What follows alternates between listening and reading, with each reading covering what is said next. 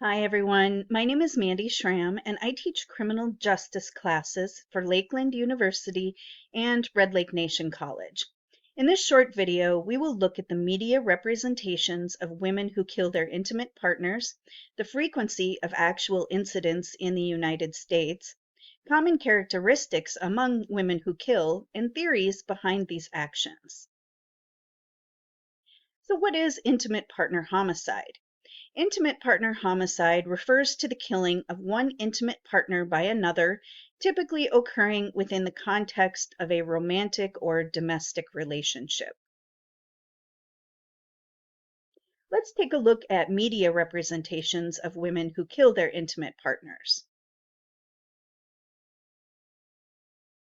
Women who kill in the movies and television are seen as homicidal, angry, and crazy. In some films and TV shows, women who kill their intimate partners are portrayed as acting out a desire for revenge or retaliation for betrayal, infidelity, or mistreatment. Some films and TV shows use the femme fatale trope, where the woman is depicted as manipulative, calculating, and cold-blooded, using her sexuality or charm to lure and control her partner before ultimately killing him. Movies include Fatal Attraction, Monster, Misery, and Basic Instinct, and television shows like Deadly Women and Killing Eve. You can also hear this theme in music like the Dixie Chicks' Goodbye Earl. Some of these films delve into the factors that led to this ultimate crime, while others focus on the individual's personal failings and inability to control their impulsive behaviors. These representations reinforce stereotypes about women and violence. So, what is the actual frequency of this criminal act? Women who kill are more likely to kill an intimate partner than anyone else. According to the FBI's Uniform Crime Report in 2019, 85 husbands and 187 boyfriends were killed by wives and girlfriends versus 482 wives and 505 girlfriends killed by husbands and boyfriends. When adding up all of the numbers where biological sex is disclosed, 1,324 women were killed versus 824 men. So, what are some common characteristics among women who kill their intimate partners? They are likely to have endured abusive relationships, have a history of abuse, psychological vulnerabilities, and isolation. What are some common characteristics among women who kill their intimate partners? Women in abusive relationships may kill their partner in situations where they believe they have no other choice but to protect themselves, often in the heat of the moment or during a violent incident. Self-defense is the motive in 30 to 40% of cases. Many women in abusive relationships resort to homicide as a desperate act to stop ongoing violence, particularly when they perceive their lives are at risk. The abuse may escalate over time, and when the woman perceives there is no escape, she may act in self-defense. Killing to escape abuse occurs in 50 to 60% of cases. Jealousy and control are frequently linked to possessiveness and an attempt to maintain power in the relationship.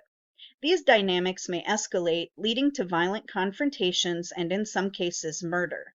Jealousy is a factor in 10 to 20% of cases.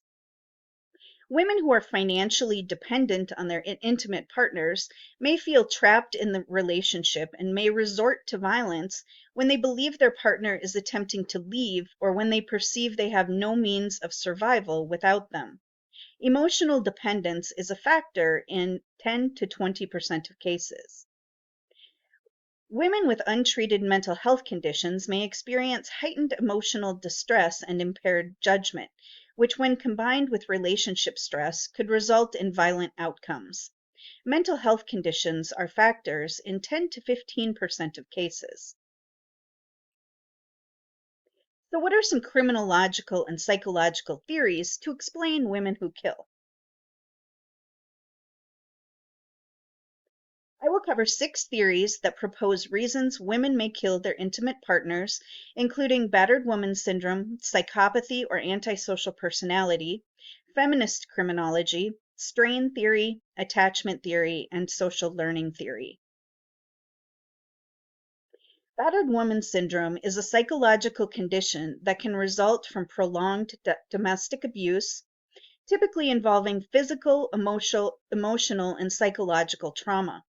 It's considered a subset of post-traumatic stress disorder, though not everyone who experiences abuse develops this condition. The syndrome helps explain how an abused woman might react to survive in a violent relationship. The syndrome highlights the extreme psychological toll of sustained victimization, including feelings of helplessness, fear, and a distorted sense of reality about the threat they face. They may also experience low self-esteem, hypervigilance or fear of harm, guilt or self-blame, isolation, and fear of reprisal. When a woman reaches a point where she perceives her partner's threat as lethal and sees no escape, she may act violently in self-preservation or to protect her children. Psychopathy and antisocial personality disorder can manifest differently in women compared to men, though many of the core characteristics remain similar. These disorders are part of the broader category of personality disorders and involve patterns of behavior that are harmful to others, as well as a lack of empathy or remorse. Common characteristics of these disorders include lack of empathy and remorse, manipulative and deceptive behavior, chronic aggression and violent impulses, superficial charm, risk-taking behaviors, sense of entitlement, lack of conscience, and an inability to form genuine social bonds. Feminist criminology challenges traditional criminological theories by emphasizing the role of gender, power dynamics, and societal structures in shaping women's experiences of crime and victimization. In the case of a woman killing her intimate partner, feminist criminology looks at several key factors, often focusing on issues such as gender inequality, intimate partner violence, and the ways in which women's actions are understood.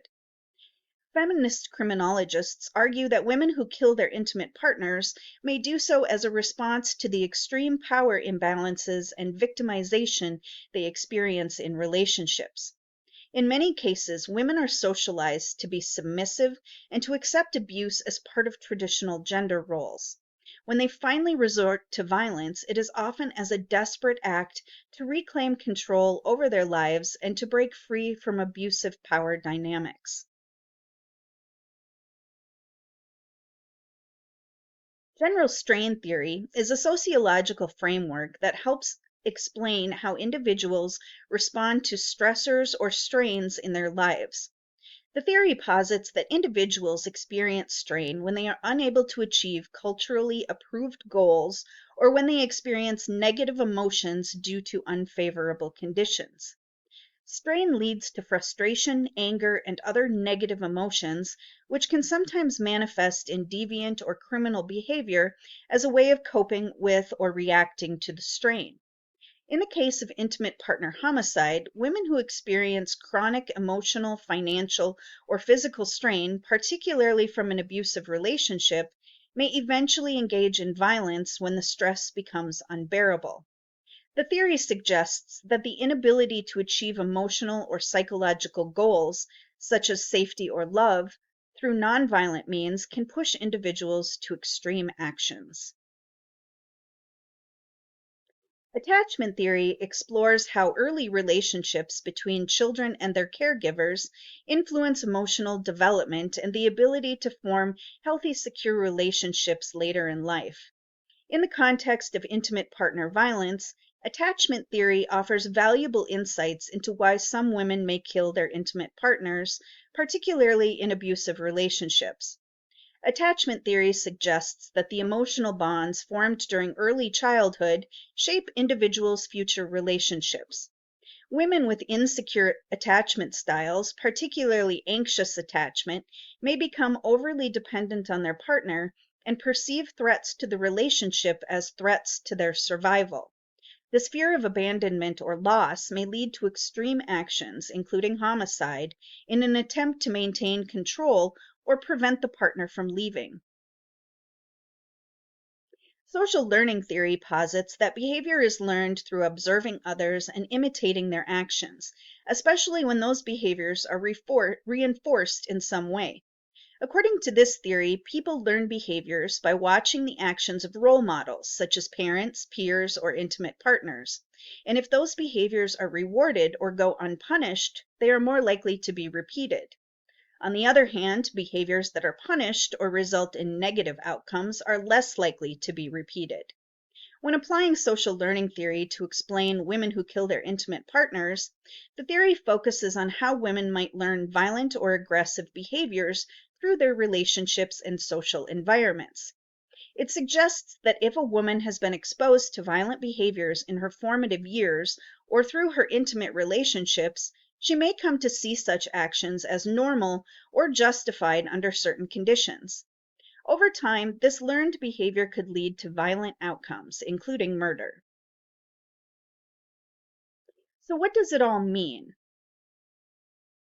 The relative rarity of women killing their intimate partners, especially compared to the higher rates of intimate partner violence perpetrated by men, is influenced by various social, psychological, and biological factors. Understanding why this occurs requires an exploration of gender dynamics, socialization, and the different roles women are often socialized into within relationships. All in all, women who kill their intimate partners likely have a history of abuse, their emotional stability has been compromised over time, and their violent retaliation may have occurred over fear for their life or the lives of their children. So here are the references I used for this presentation. First, we have one by Dutton, The Abusive Personality, Violence and Control in Intimate Relationships, followed by Homicide and Intimate Partner Violence, The Role of Coercive Control. The FBI Uniform Crime Report from 2019, Expanded Homicide. Kaiser Boyd with Rorschachs of Women Who Commit Homicide.